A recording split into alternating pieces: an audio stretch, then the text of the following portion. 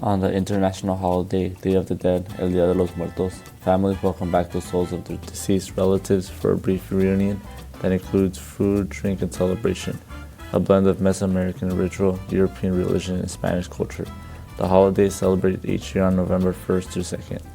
On the Day of the Dead, it's believed that the border between the spirit world and the real world dissolve. During this brief period, the souls of the dead awaken and return to the living world to feast, drink, dance, and play music with their loved ones.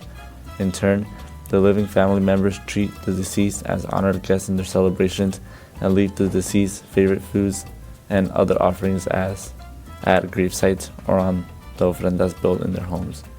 We will be celebrating the week leading up to El Día de los Muertos here at Forest Grove High School by building an ofrenda in the cafeteria and ask that everyone join in on the festivities. We will have activities at lunch to celebrate with crafts, the movie Coco, and performances by Baile Folklorico and Mariachi.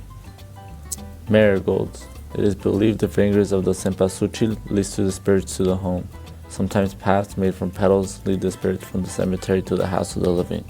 The perforated paper has different meanings according to the color.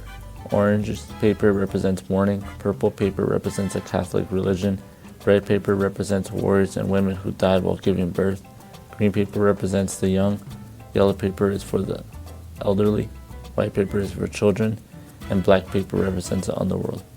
Bread of the dead. It is one of the most important elements of the day. The form of this bread is particularly interesting. The circle at the top represents the skull, while the large parts at the top represent the bones. The flavor, azahar, derived from a citrus flower, represents the memory of the deceased. Candles. These have a meaning of light, faith, and hope. If 4 candles are placed on a cross, they represent the 4 cardinal points, so that the soul can be oriented until it finds its way from the cemetery to the house.